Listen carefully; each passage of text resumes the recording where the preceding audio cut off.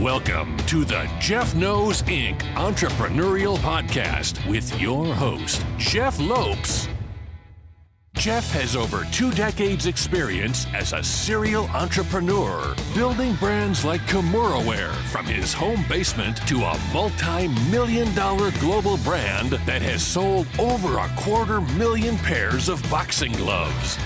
Jeff's here to educate, guide, and drive you on the process of bringing your ideas and dreams to reality with the inspiring stories from some of the top business minds. Welcome to episode number 45 of the Jeff Knows Inc. podcast. I'm your host, Jeff Lopes. We got a special guest on today, Erik Salzenstein. What an amazing story. From prison to purpose. Everyone sit back and enjoy this one. What a great conversation. We are live on the Jeff Knows Inc. podcast. I'm your host, Jeff Lopes. We got a special guest today. I've been trying to get Erik on for a while. I'm super excited to have him on. Erik Salzenstein. Erik, say hi to our audience, buddy. What is going on? Appreciate you having me, Jeff. I'm ready to jam out with you here. This is awesome, brother. I always start off by a podcast just letting the audience know, our guest, what you're currently doing, and then we'll start flowing with the conversation. So, Erik, what's up, buddy? Yeah. Well, I'm grateful to be here and grateful to be showing up in life the way that I am. And I'm showing up really powerfully for new coaches online right now. That's my primary business, and really helping them navigate the terrain and start and scale their online coaching business. So I'm primarily working with a lot of fitness professionals, health and wellness, network marketers. That's been a new area that's been really fun, helping them dial in and use social media to grow their online businesses.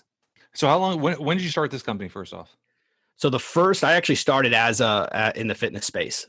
So as we dive into my story a little bit, as a speaker, my signature talk is the title is From Prison to Purpose. So that little foreshadowing for everyone. So I my first coaching business that I was in was a mix of fitness and life coaching, high performance coaching. I primarily worked with men.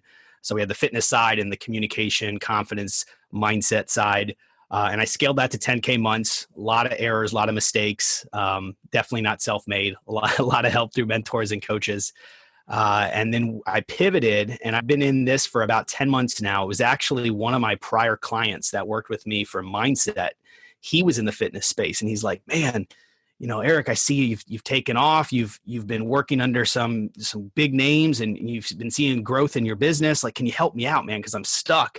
And he was about like probably $1,500 in sales. There were low ticket programs. And this guy's a great coach. So this guy's knowledgeable, passionate, motivated, but he just couldn't sell his stuff online. And so I said, all right, let me put something together for you. And I plugged in a model, right? My framework that I came up with for what I thought he needed as a new coach.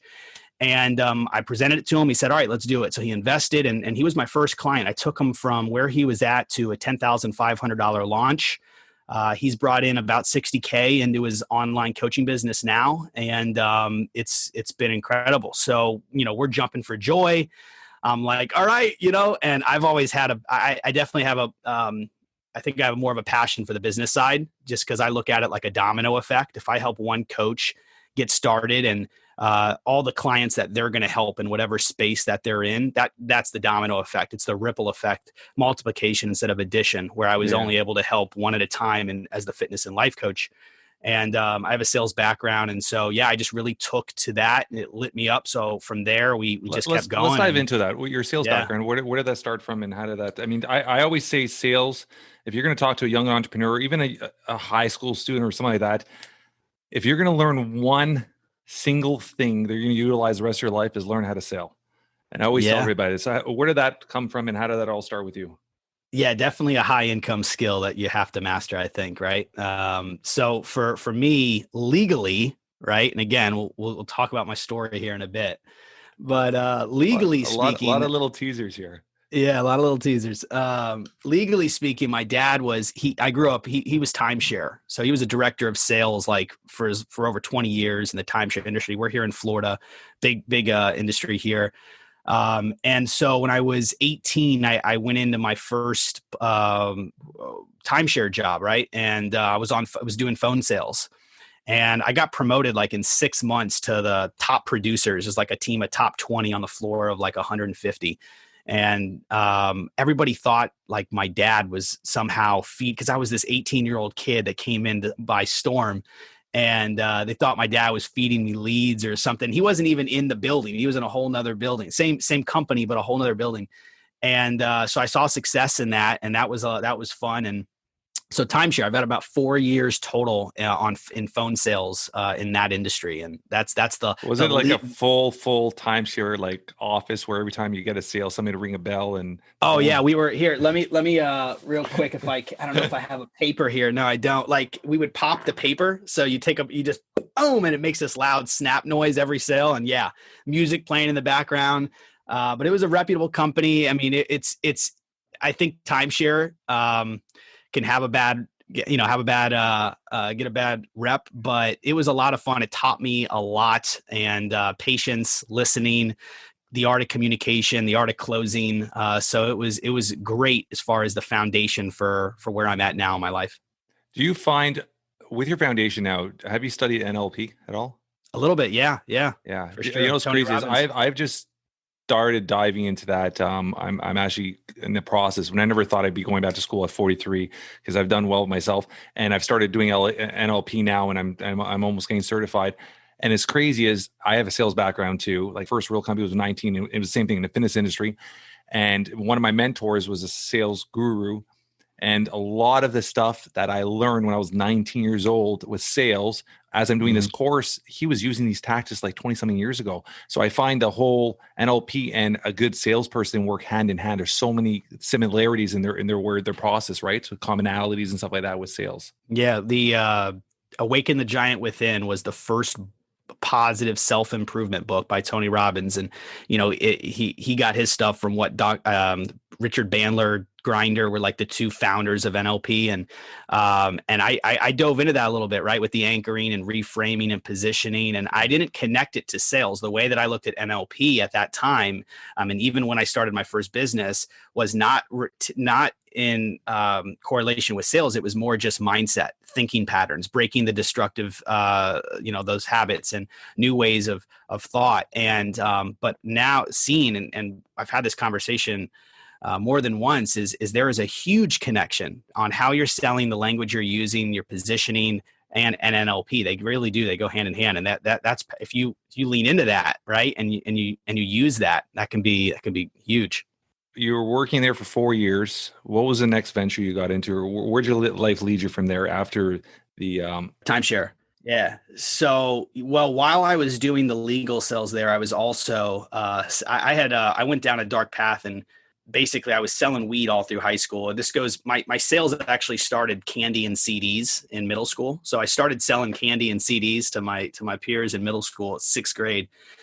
Burnt CDs, mixtapes, right? I had it like color coded CD folders, and $5 if you get the ones I already had done. If you wanted to customize, it was an upcharge, upsell at $7, color coded with all the names on it. Hustle, right? This was a full function, awesome.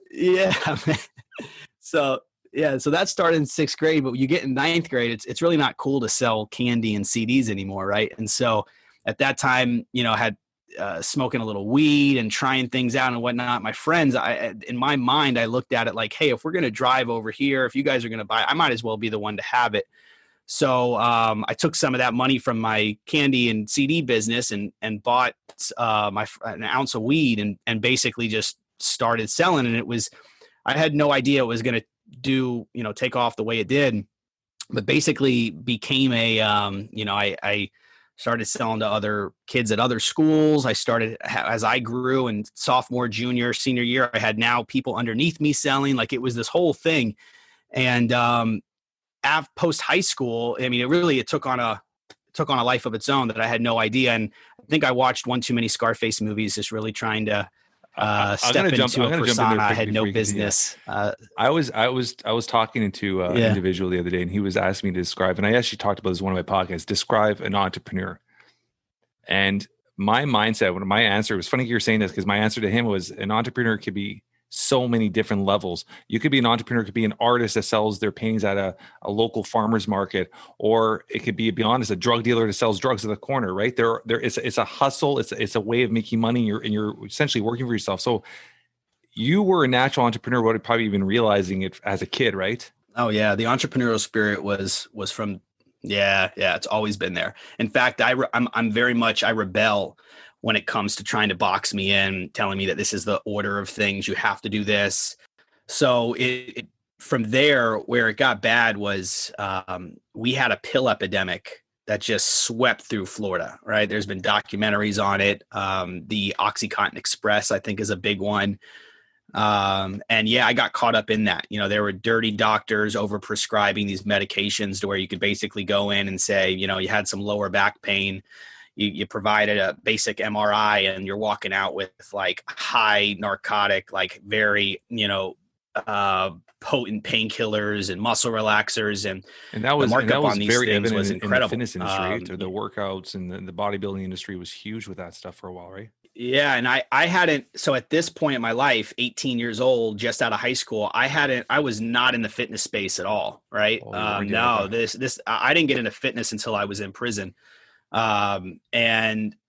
But basically from age 18 to 22, I went down that path. I started, taking people to these doctors and paying cash for all the prescriptions and whatnot, and then turning around and selling them. And, it was just a really dark path. And, you had a pretty big operation happening at that point, huh? Oh yeah. There was a lot happening for sure. Way over my head.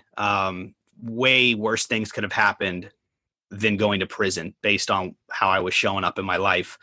Had a couple close calls and it got out of hand in between. Did you surround yourself around individuals in that field, or you're trying to do everything individually? Because there's obviously a lot of, I don't know proper terminology, but a lot of scary individuals in that field or gangs or groups that probably didn't want to control territory, right? Yeah. I mean, I think it's different in every state. I think it's also depending on where you're at. Again, like I came from the suburbs. I got my own place out in, luxury apartments around the Orlando area. So it wasn't so much like on the corner hustling or anything like where you have to worry about that. But naturally, anytime you're moving in that sort of way, dealing with in that sort of lifestyle, there's definitely a lot of, I've been robbed. there's some big risks besides just going away, serving time, which that happened as well, get into that.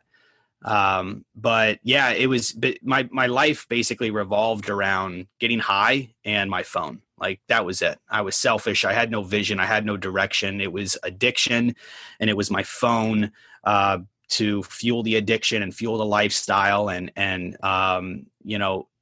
was just like self-destruction at its finest. And basically all came crashing down in 2012. I was arrested for an armed robbery against another drug dealer. So it was a drug deal gone bad.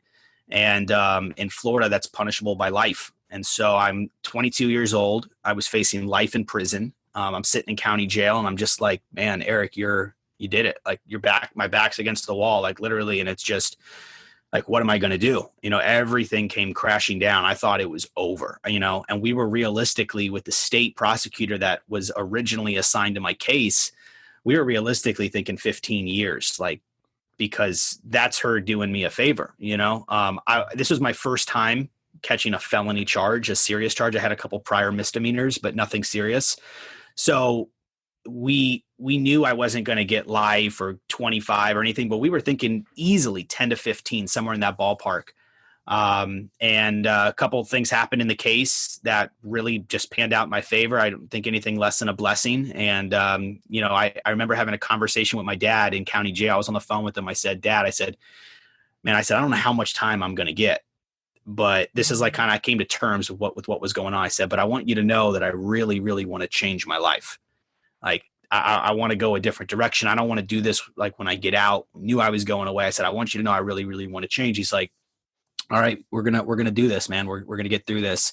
And that was like the first moment that we had hope, I think. And maybe about 2 months later, the state prosecutor, who was not working with us at all, she dropped the case, right? And the new prosecutor that came on, he used to be a public defender with my attorney like years and years and years ago. They're friends. They're like, so now all of a sudden, like she gets married, she drops her caseload, new prosecutor comes on, and we just had this break like that couldn't have, you know what I mean? And so they offered me 4 years, and it's 1 year over the minimum time you can get on that charge in Florida is 3 years. So they offered me 4 years, and that's where my journey began. So went off and started it, and yeah, we got a whole nother chapter. Yeah. I'm going to dive one quick thing to drive back in there.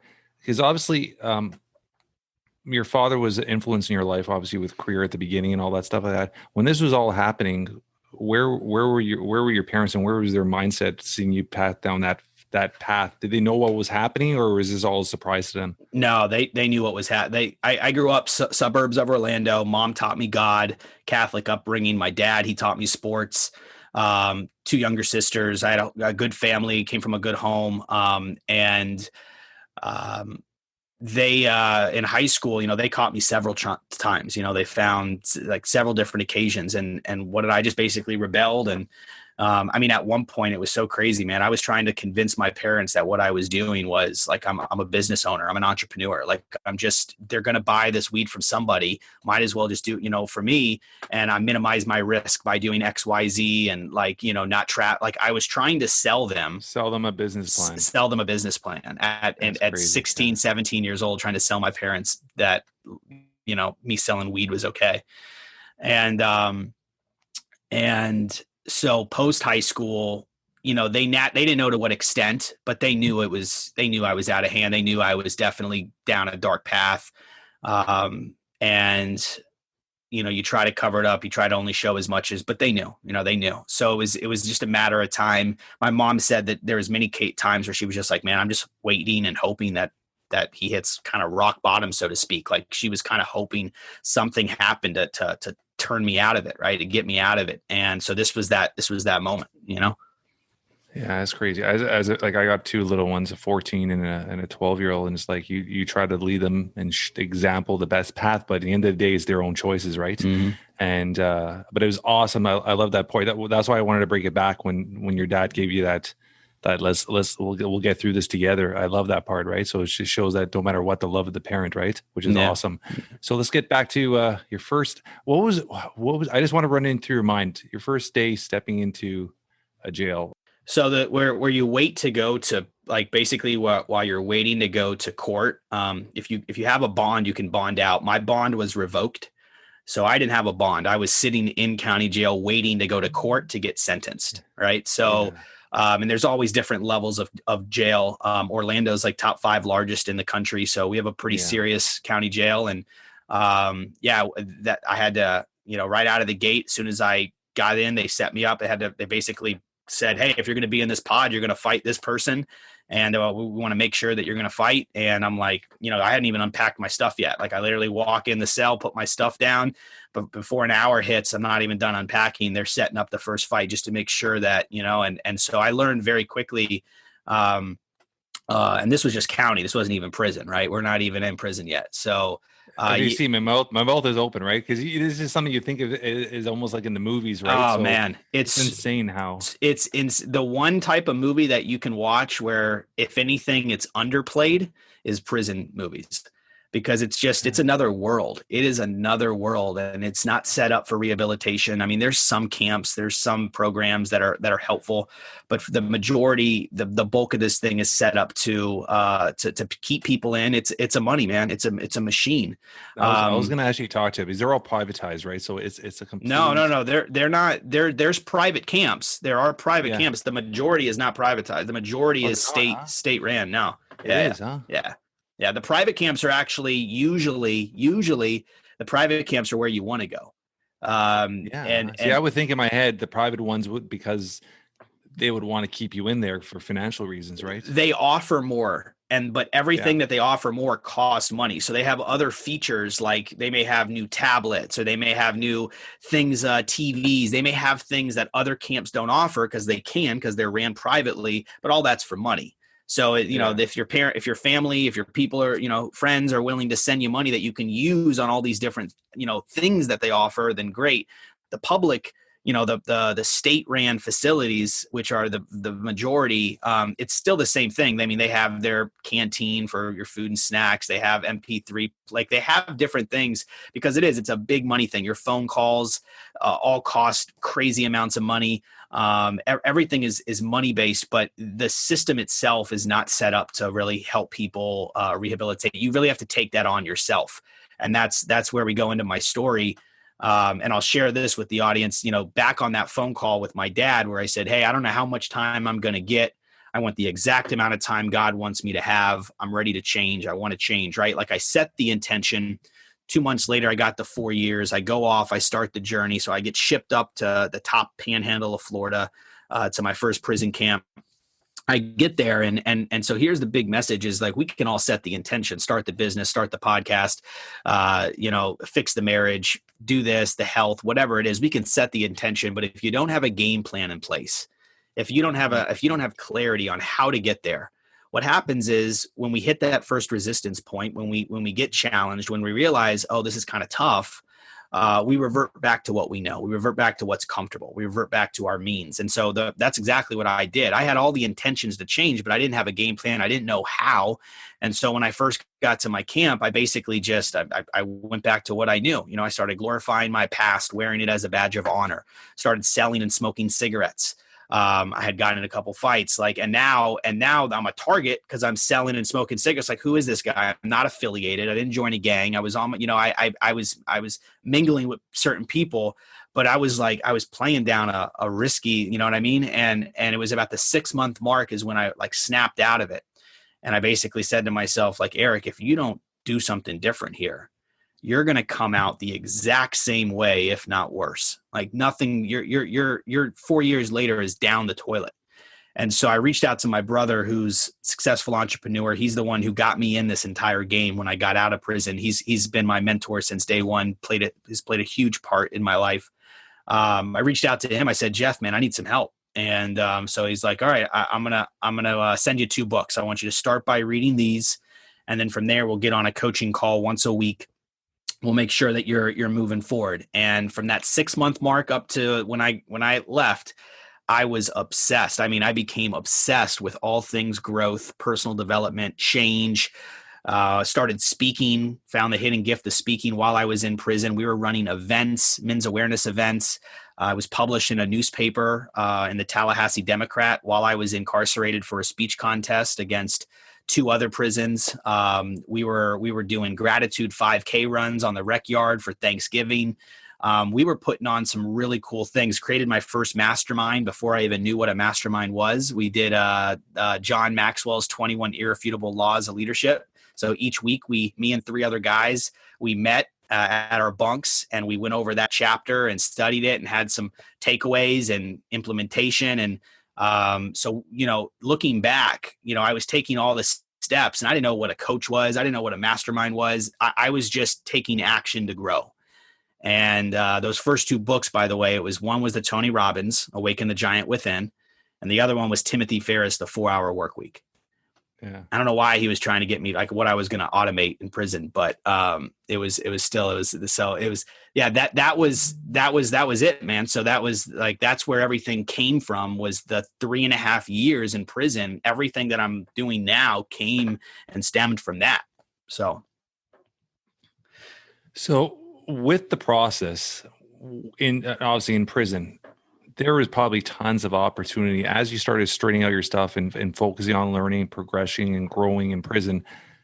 There was probably tons of situations that could have directed you or kind of navigated you into a worth path. How did you stay away from that stuff in prison? Yeah. I mean, that's what happened the first 6 months is I didn't have that game plan or direction to follow. So I just fell. I fell right back to all of what you're saying. Right. And so then what happens is when you start walking this new path and taking this new action, even if you have the imposter syndrome, even if it feels foreign to you, no matter what it is, you start to get a little bit more confidence as you go. You start to build a little bit more momentum as you go. And so, after a year of this, I was talking just a little bit differently. I was showing up a little bit differently. My conversations with people were a little differently. When I recognized this conversation was going in a direction I didn't want any part of, I was able to just like, I'm gonna head out like some way, somehow, right? And this is also where fitness was a huge outlet for me. So anytime those doors popped for rec, I was out there. I was playing basketball. I grew up playing basketball. So that was, I got respect on the court.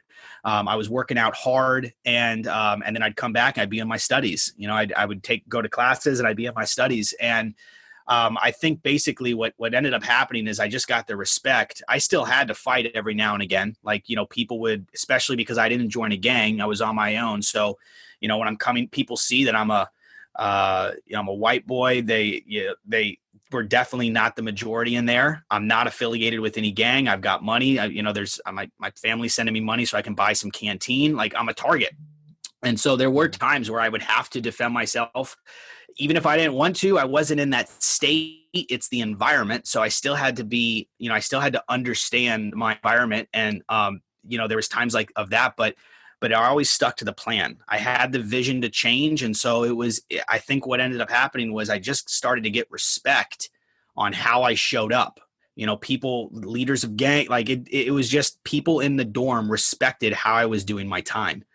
And they knew what type of time I was on. It was growth. It was no matter who I was talking to, was looking them in the eye. This is what I stand for. This is how I'm showing up in my life. If you want me, offering help, if I have some good books, let me know. So it was very much just owning my path. And I think that correlates and connects a lot to in the entrepreneurial space. It's owning whatever space that you're in and really going after becoming an expert, mastering your craft, always looking to add value, and I was doing that in prison. Right. And so I think that earned respect, and it got me through a lot, probably helped me avoid, a lot of bad situations. Let's fast forward to the day of your release. How was that countdown that week, and where was your mindset, and how did you prepare yourself to get back into society? So I ended up qualifying for a work release program. So we have work release is one of the things that if you have good behavior, you can qualify for. And so the last 9 months of my 4 years, I was at a work release center in Orlando.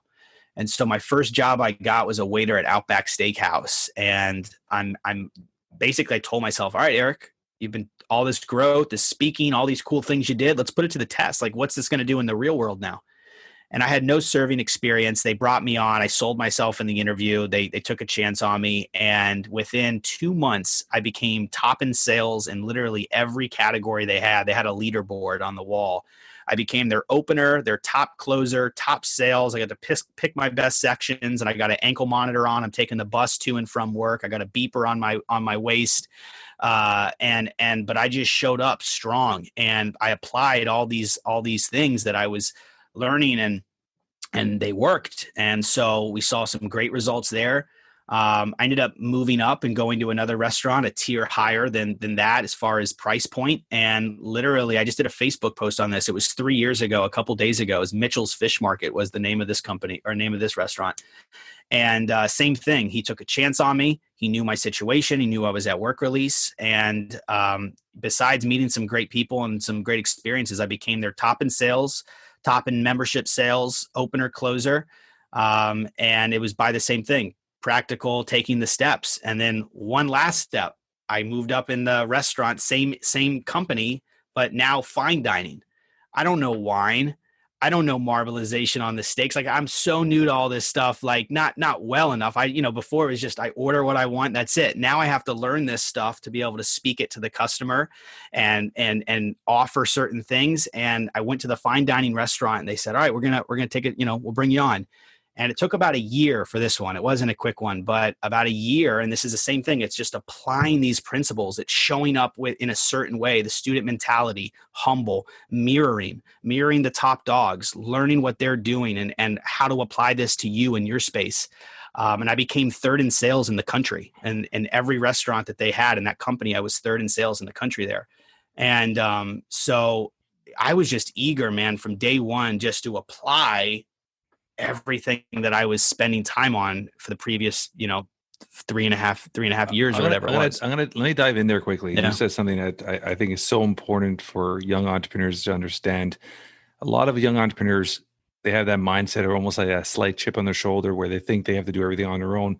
I like how you said mirroring and seeing people that are ahead of you and having your mentors is something you've jumped on like 2 or 3 times in our conversation.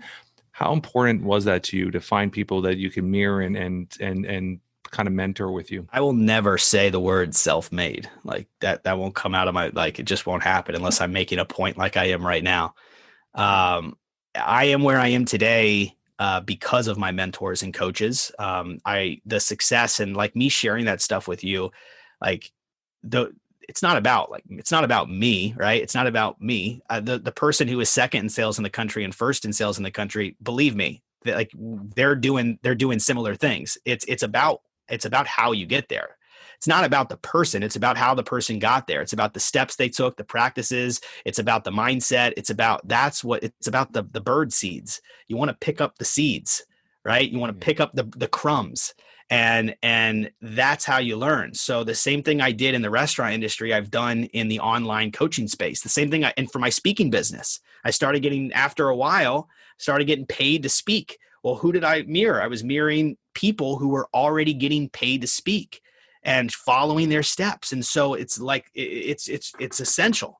And I think it's a mix, because you got to have the confidence to show up as a strong individual, but you have to be humble enough to say, I need help. I don't know it all. I need guidance. I need direction. I want to learn from people who have already done it and who are showing up stronger than ever. It's a mix of humility and the confidence to go after it yourself and set out on your own path. Yeah, I love that part. I'm a strong believer. I always say this to everybody: the day you die is the day you stop learning. You're always learning something new every day. And this is one thing I'm taking with all these podcasts I'm doing, because I've been an entrepreneur for 24 years. But every time I talk to an individual once or twice a week, I'm learning. I'm constantly, like, I'm listening to your story, but you're always picking something. You're always adding something to your little treasure chest, and you're growing and building with it. So I love this part of it, and I love how you meant that. So day we get out, what year was this out? This is like July 2017. So just hit 3 years. When you came out the first time you came out, now obviously you were already working, you were getting out. Did you continue with that job in the restaurant, or did you at that point start your new journey? Yeah. So I didn't know. I tried a bunch of things. I had a mentor that was in the real estate investing. So I was working 2 jobs as a server. I was working the fine dining restaurant at nighttime, and then I was working like a middle tier basic restaurant during the day for lunches. So I was working full time, doubles all week. Friday was my one day off where I put it to where they couldn't schedule me. And then Saturday, Sunday, I was working brunches at the daytime job. So I was working 6 days a week, 2 jobs. I was even finding time on certain shifts where I had openings. We started a car sales business. Luxor Auto Group was the name. We invested a buddy of mine 3 cars, and we had a great return on the first, but we realized like we didn't like it. We didn't like the industry. It didn't feel good going to the auctions, dealing with people. So we dissolved that. Wasn't for me, wasn't for him. That's a very interesting industry. Yeah, it is. Cars. Yeah.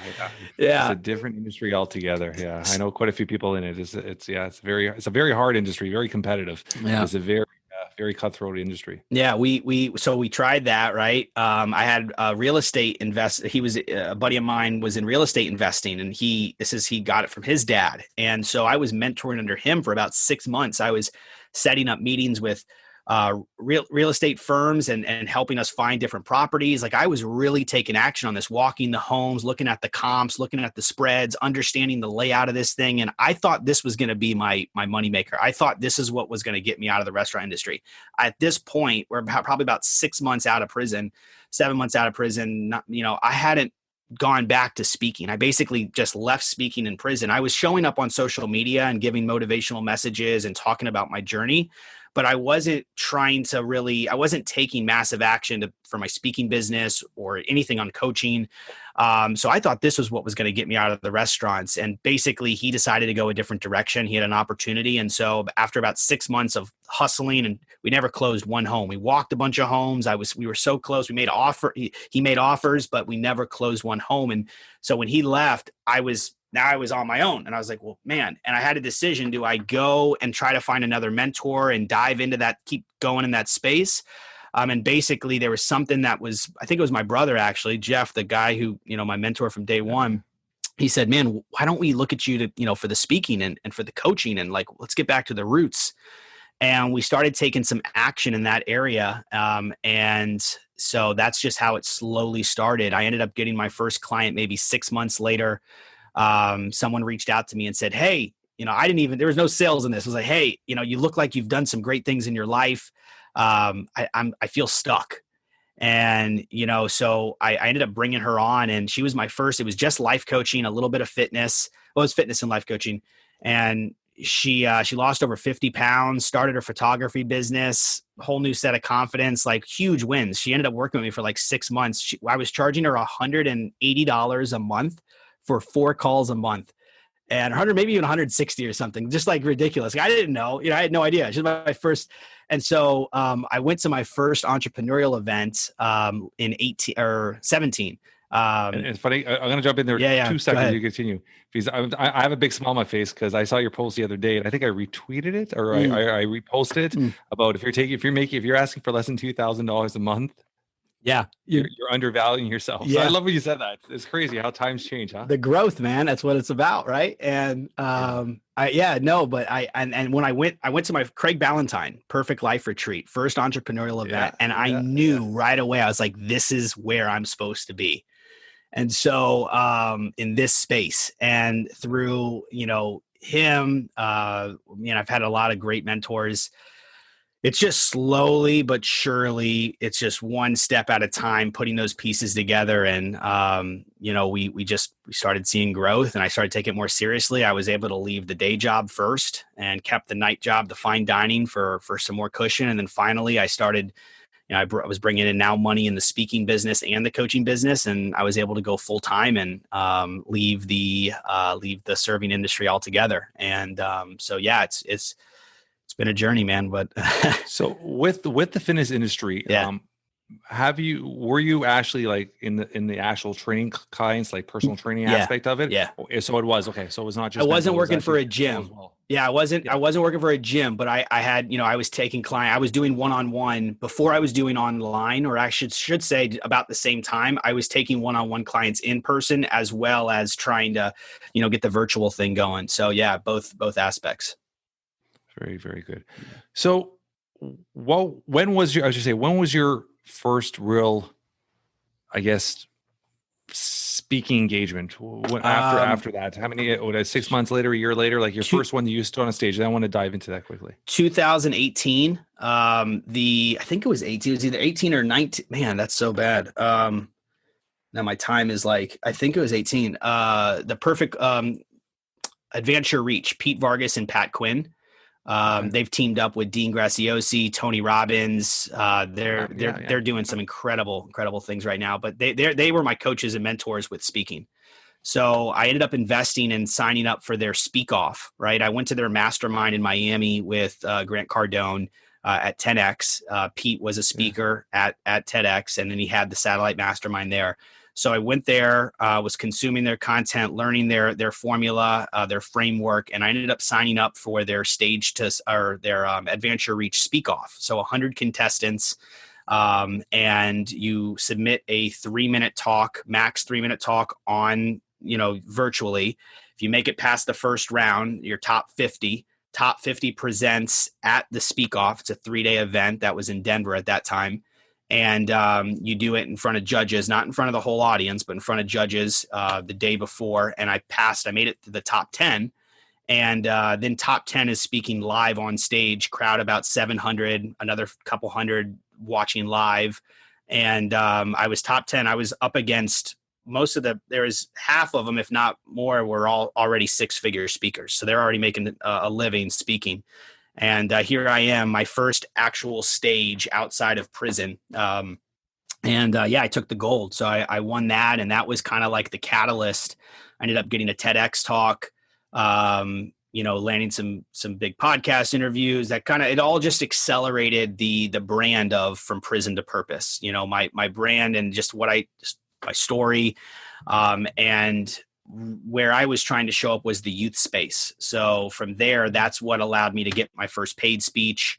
And I can't wait till things open back up, because where I'm really looking to go now is sharing this story, like for you, an entrepreneurial podcast, which I love to get on. And it's entrepreneurial stages. I want to be speaking at events. I want to be, that's where I'm going to be, to not just grow my business, but to be making impact. But it was school. So middle school, high school, colleges. I ended up getting a good contract with California Education. So I'm a sponsored speaker out in Cali. So that was the first stage, was the Adventure Reach live speak off. I'm gonna dive back onto that. Biggest fear for most people is public speaking. When you stepped on stage, even though you had built, I guess, confidence. Mm-hmm. Prison, how was your adrenaline? How was your nerves the first time you stepped on stage at a platform like that? Well, I was in a room for the day before, I think it's 2 days before. So it was the first day of the event where the top 50 go.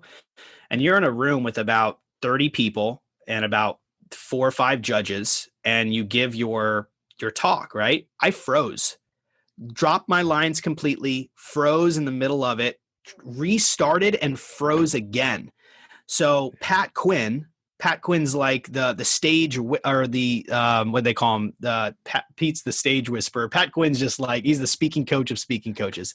And he says to me, I froze twice, didn't even finish. He's like, listen, I've got some feedback for you. He gave me one piece of feedback to improve. And he goes, if you don't drop your lines, you have the potential to win this thing. He said that, like, this is and so when that wasn't judges on that one. I shouldn't say there wasn't, when I said there was judges, that one wasn't judge. That was just to get feedback. But where I'm going with this is I dropped my lines. I was nervous as can be in a room of 30, right?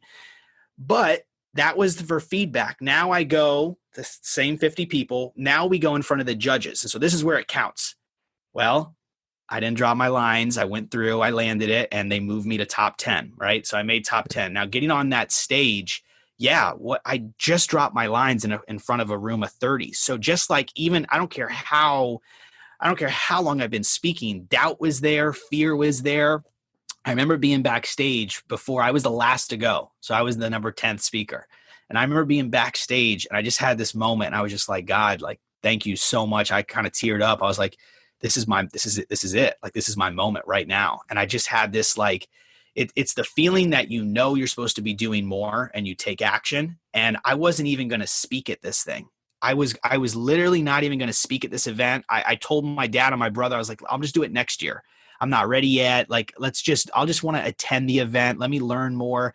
And my brother was like, dude, just do it. Like, you've been prepping for this for 4 years. Like, just do it. What's the worst that can happen? You have, besides him having a great name, Jeff, your brother is honestly, buddy, like, it feels like he's every little time you mention him is always the right advice at the right time. He's just that little push over the edge that gets you every time, which is pretty special, having that connection with your brother. How old? What's the age difference between you two? He's a half brother from my dad's first marriage. 44 now, I think, 44 or 45. So he's my age. Yeah, I'm 43. Yeah. How old are you? Yeah, no, I'm 30.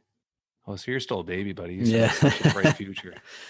Yeah, man. So continue that. So your brother gave you that little push right there, and you went on stage, and the rest is history, huh? Well, yeah, he gave me the push to sign up, and so, like, it's going back to it. It's that moment that you're supposed to be doing more. You just got to act. So that was the action that got me there, and so I'm backstage, and I just had this feeling like, this is your moment. I said a little prayer, and it was just like, it's game on. Like, I was jumping around, I was listening to music. I was backstage just like ready. And so I came on, and I remember just kind of, I came out to the center stage, and I just took the audience in. I took like a kind of a deep breath, a little, like, I took a breath, and I just took the audience in, because this is the biggest audience that and I went from, speaking to inmates to this big room, and this was like a major event, and I just took the audience in, and I just opened and I just started, and it was just connecting, man. I was just connected to my story, connected to the emotional aspect of it.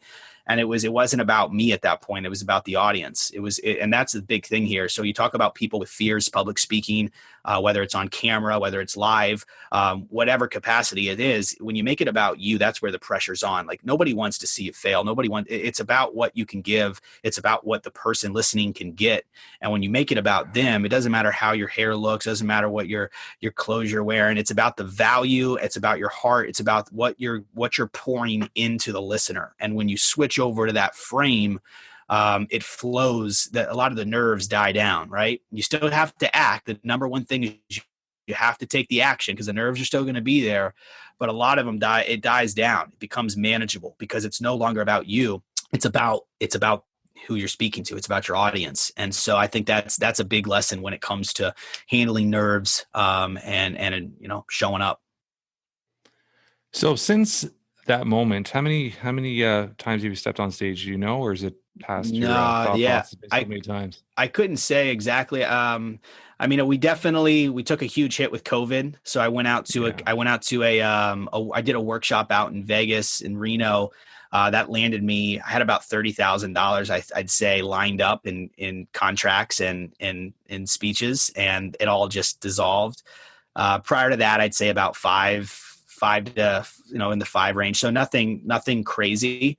My big win was just my first paid speech when I was, that was for me. It was like, oh wow, like this is, I'm getting $3,000 plus airfare and board, room and stay. Like, this is awesome.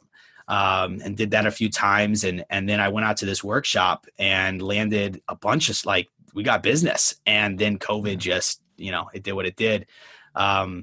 Thankfully, the whole time that I was working on the speaking business, I was working on the coaching business, right? So it was kind of, they go hand in hand. And about the time that COVID hit for the speaking business, my coaching business was really it was taken off already. So I had my biggest month, right before I went out to Reno, and just really accelerated. And then I think I took that as a sign of, hey, I really need to double down here and put my energy and focus here. So I can't wait to get back on stage and get back to speaking, for sure. It's a passion of mine. But the coaching business has been, it's been amazing watching my clients achieve success and grow, leave their 9-to-5s, and just be able to pour into people the way that I have in this business. So you're coaching, you're doing a combination of the fitness and obviously the mind and preparation business wise. No. That was gone. That was I pivoted away from that about 10 months ago or so. So I'm strictly doing business coaching. So basically, we've got a few coaches. We've got a social media growth coach, a head branding coach. I'm the head business coach. So we've got a team, and we have a program designed for new coaches, basically giving them the exact blueprints they need to take their expertise, their passion, their experiences, their story, and take it online. Use social media to turn it into a successful and profitable business. So we work with coaches, consultants, agencies. We even work with small businesses, helping them with their social media. And if they have a team, a lot of fitness, what I'm seeing now is in the fitness space, if you have a brick and mortar and you have trainers underneath you, well, I think we're seeing the importance of going online. And so working with the team and helping them take their trainers online is a huge thing. So yeah, we have a lot of moving parts. Like I said, network marketing now is in the mix as well. So we're just looking to, as long as we know we can help and we can add value, we're growing. And that's my hashtag, man, is it's been there since day one. Let's grow together. That's what it's all about. So you have your current company, you have, obviously it sounds like you have 2 partners. No, it's so I have basically I have co-coaches. So it's just me. It's my business. Okay. But I've got a few people that are playing a big role as far as helping the clients as well. Oh, very good. So you all kind of work together and both all venture to help each other, pass each other clients and whatnot, right? Yeah. Yep. That's the name of the game. That's very, very good. So with this all, I'm going to dive into a couple more things. I don't want to take too much more of your time. How is your relationship with your parents? Because obviously they stuck by you. Like how important is that to you? So I'll give you the full transparency and not the simple answer. Yeah. Simple answer is I love them very much. They love me. We just spent a weekend at a resort here, a staycation. We all got together over the last weekend here in Orlando. We see each other for dinner. We love each other. They're great. We have a good relationship.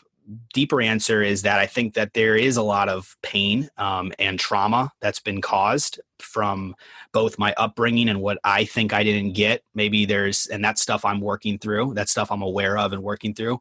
And I think there's also stuff for them that based on my actions and what I've done. And so there is at times some resistance, my father trying to give me advice. There's like my guard goes up because it's just like, I don't agree with everything, how I was raised, what I was given. And I'm working through that. Right. I think that it's a very interesting, I did a post about this, recognizing that there's a lot of things that come from if not, some argue would say everything, right, comes from your lineage. Your grandparents get passed down to your parents, get passed down to you. There are things that you pick up that are taught, that are seen, that are not taught, coping mechanisms, all these different things, thinking patterns, beliefs, stories. And when I've started to dive into this work, I'm recognizing that. And what I'm recognizing is there are some blocks with my parents. And so that's something that I'm very much aware of and working through and working on. But we definitely, overall, simple answer, we got a great relationship, and I love them. And my big why to all of this. So a big thing I teach with my clients is we got to get clear on your why, your mission, and your vision. Your mission is what's impacting. That's more to deal with the people around you. That's your clients. That's your organization, your team. That's the mission, right? That's the impact. Your vision, that's your life. So, how are you living? Where are you living? Are you married? Kids? What's the vision for your life? How many hours a week are you working? And your why is going to pull you. Is going to pull you in those valleys. And my why is retiring my parents. My dad's 73 or 74 now. My mom's 72. They're still working. And so it's for me, and that's based on a lot of it has to do with decisions that my dad made, right? And incredible guys taught me a lot, but one thing I never was taught was finances. And so we have this conversation. We talked about it, so it's out there. And but so for that's my big why is retiring them. So, I think we can learn a lot from those, from the blueprint, right? Looking at that. So hopefully that wasn't too like all around the place. No. Wanted to give a little bit of depth there. So. No, I love that. I appreciate that. You've been very transparent today, which is awesome. I love that as a guest. I have two small little quick questions. Yeah. The first one, where do you see yourself in 5 years? 5 years. I always give it. I know a lot of entrepreneurs don't want to think that far ahead, but where would you see yourself in 5 years? Where would be the ideal spot for you? Yeah, 5 years. We're doing career-wise. We're doing 7 figures in the business, and it's a hybrid of speaking and coaching. One of the things that I would love to get down, and it's one at a time, is really taking what we're doing now for new coaches, but expanding it to where we have a coaching program designed for network marketers, a coaching program designed for the fitness professional coaching. So they're basically satellites, of the major, so that's something that's in the vision. And, but we're doing multiple 7 figures in the coaching and speaking. And then I don't think it's 5 years, but something that it's on my heart. It's been there since day one. I can't shake it, is getting in the rehabilitation industry. We've got 85% of our rehabs throughout the country are NA and AA based. And as awesome as an organization as that is, and it's helped millions of people's lives, for me, I just never connected with it. And so what I'd love to do is bring the entrepreneurial spirit, the motivational style, into the rehabilitation space. And I see myself owning some rehabs throughout the coast of Florida. That's a longer play. So not 5 years, but that's down the road for me, I think, at least now, and definitely real estate. I still have the pull. The 6 months that I got a taste of it, I definitely want to be taking some moves in the next 5 years to own property, and whatever I do to to monetize it, whether it's renting or, I have to learn that stuff. Take out, That's a big part of my life now. I do a lot of vacation rentals. It's passive income, right? Yeah. And through COVID, and especially through COVID, a lot of them are based out of Ontario where I am. And through COVID, now a lot of people are not traveling. So what are they doing? They're staying locally. So it's such a great passive income if you run it properly. Yeah, man. That's on my heart too, for sure. So be taking action there, but last question I always ask every guest: if something were to happen to you today, in a few words, how would you want to be described by your friends? Man, that's a good one. Big heart,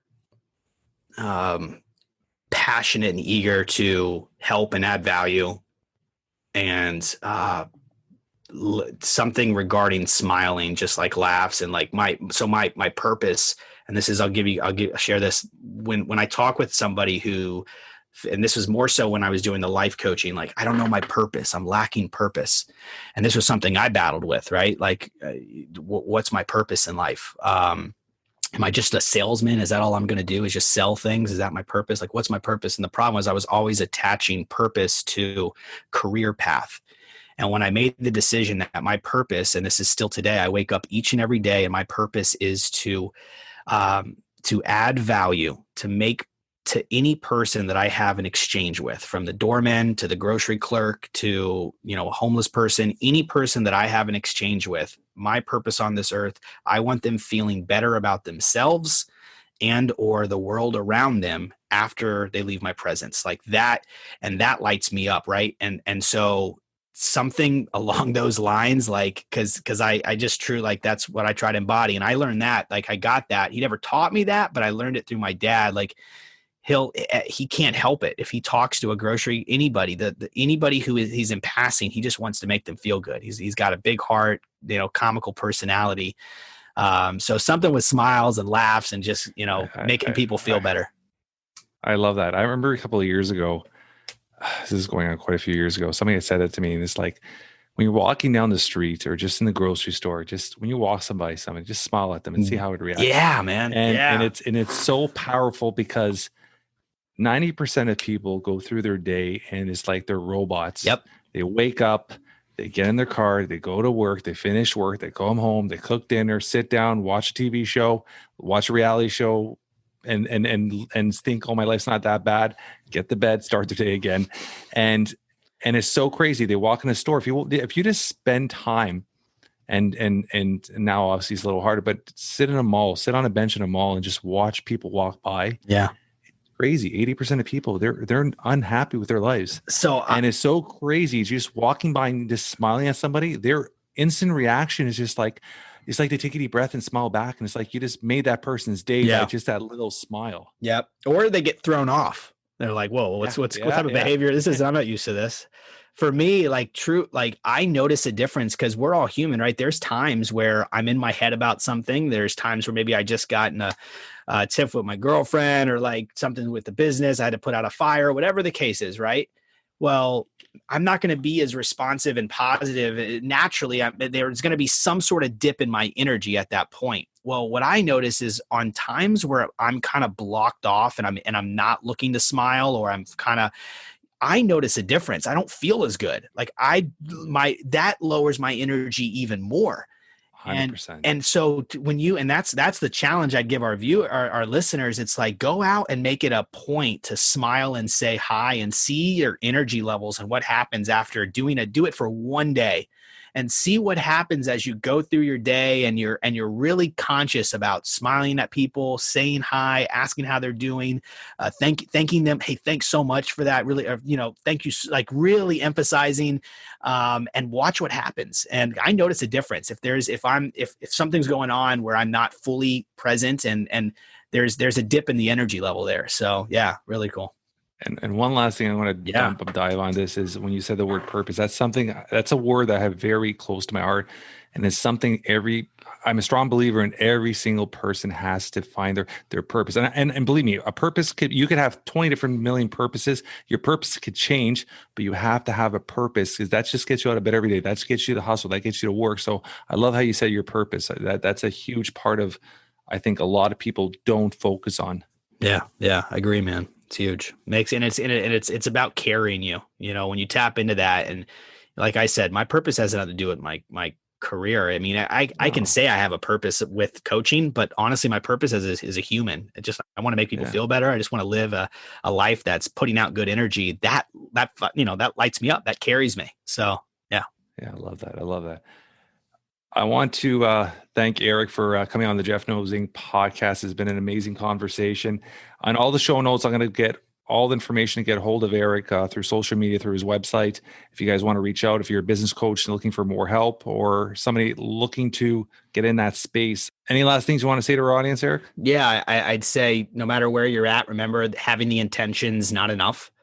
We learned that early on. You gotta have the blueprint. You gotta have clarity in your steps, intentional action. Small steps create huge change. So we need to make sure you're clear on your small steps. So if you feel, based on what I've shared with you, that I could potentially help you with that, if you connected to my energy, to what I'm putting out there, and you're somebody who is looking to start taking some steps in the direction of whether it's speaking or monetizing, going online, monetizing your craft, then it just starts with a conversation. So I'd say definitely just reach out to me, and even if it's not business, even if you're just like, you're feeling stuck, you like to get some perspective on life. My big thing is I show up in my business the same way. It's add value. So I've got no problem having a conversation with you. It doesn't have to be, we don't have to, you may not be remotely right to work with me. Doesn't mean I wouldn't mind talking with you and giving you some value. And that goes not just for me, but anybody out there. So it's reaching out, it's asking for help. It's trying to get some clarity on your situation and how you can move forward. So I just want to encourage you, in whatever part of your life you're looking to grow in, you take a small step and reach out to somebody who could potentially help you. Love it, buddy. Love it. Perfect way to end it. Thank you so much, brother. Yeah. Thank you, Jeff. It's been a pleasure, man. I want to thank Erik for coming on the Jeff Knows Inc. podcast. What an inspirational story from a young entrepreneur that has such a bright future. Can't wait to see his path. Like all weeks, guys, if you enjoy this podcast, tell your friends, tell your family. We're trying to build something special here. Leave a review. 5 stars would be absolutely amazing and greatly appreciated. Until next week, everyone, always move forward.